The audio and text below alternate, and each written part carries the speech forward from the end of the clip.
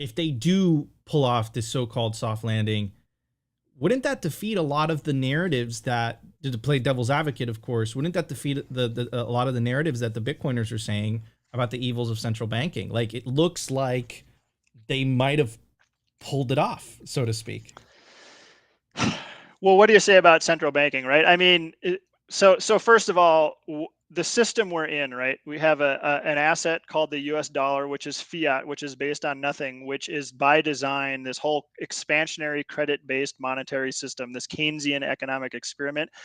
It's designed to increase and increase and increase forever. And the individual unit called the dollar is designed by design to decrease in value forever and ever and ever until people completely lose confidence in it and it goes to zero and it's worthless and the system explodes and it starts over and we start over with a new system. I think that's going to be a Bitcoin standard, but that's how every fiat system ends, right? And that's what all central bankers do, is they help facilitate the ever expansion, the ever expanding credit empire that is fiat. So the US government is the strongest of all the governments, right? But all of these governments, they basically borrow and borrow. By the way, this would be one little point.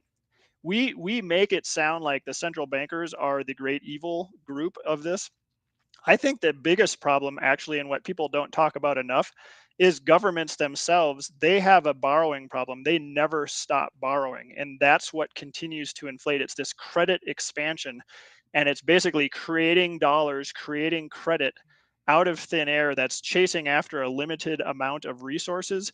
That's what causes this devaluation. And the Federal Reserve and central banks are basically the buyers of last resort, the buyers of credit of last resort.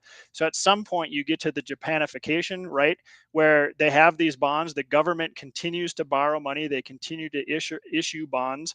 At some point the markets are like, you know what, I don't want your dumb bond because I don't think you're going to pay me back in sound money. It's not worth the interest rate. So what happens? The central bank, the Japanese central bank, steps in and they're actually now buying more than half of the Japanese government bonds. That's the inevitable consequence. That's what happens in every economy that has a central bank. Eventually the central bankers become the buyers of credit of last resort. They're monetizing their own debt. That's basically the end stage of the fiat system, of the credit-based system, when there's no more market for it, and you're just sort of internally buying everything. That's the point where people say, you know what? Not only do I not want your bonds, I don't even want your currency anymore because it's depreciating so quickly. I need to get my purchasing power out of this system and into something else. And of course, that something else is Bitcoin. It used to be gold, but now it's Bitcoin. So I don't know if that even answered your question, but I think that well, I'll stop there. No, it totally does.